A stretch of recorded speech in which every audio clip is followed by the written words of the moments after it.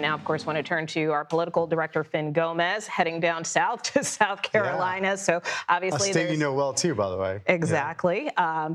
So what are you watching for there in terms of the races for governor, Senate, and certainly the number of congressional races as well? Yeah, absolutely. I think the headline there is the governor's race, and specifically the Republican governor's race there. There are 5 people running, as you know. One of them, as you mentioned, is Congresswoman Nancy Mace.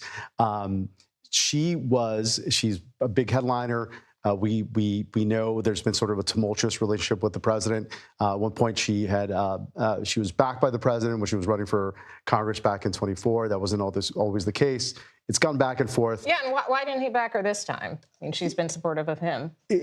2 words: the Epstein files, right? As you know, coming from the Hill, she was part of that bipartisan push, mainly from Democrats, to push to have the Epstein files, revealed, right? And essentially, that was something that irked the president and his allies. Last week, he endorsed the lieutenant governor, Pamela Evette, in that race. She is considered the front runner. Really, though, there's the 5 of them have been grouped together, all within a few points of each other. But if you look at this latest polling, she's maybe 3 or 4 in that race.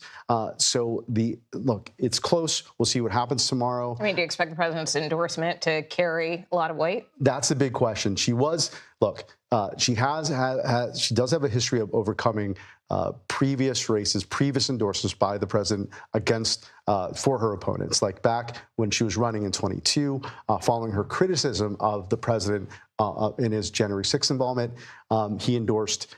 He was former president there, but he endorsed her opponent. She defeated that opponent. But later sort of pivoted and became a close ally of the president from the Hill.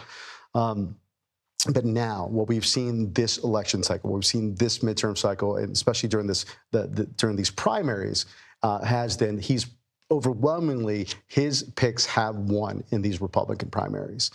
We did see some deviation of that in Iowa last week when he supported Randy Feenstra, who was a gubernatorial candidate in that Iowa race. Feenstra lost, but for the most part, that was he has been pretty dominant in his picks. I think it's a crucial factor here tomorrow. South Carolina has changed. The dynamics of that race, of that state, have changed. It's become a little more purple, if you will, from some influx of Northerners, especially for the pandemic to this point.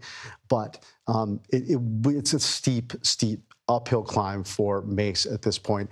I'm not a Knicks fan, but I will say that I do think that the Spurs have maybe a better chance of winning this at this point than Nancy Mace does. You had to get that one in. I had to. I saw Jared out there. I had to get that one in. But we'll see how that works out. All right, Fin Gómez, thank you so much.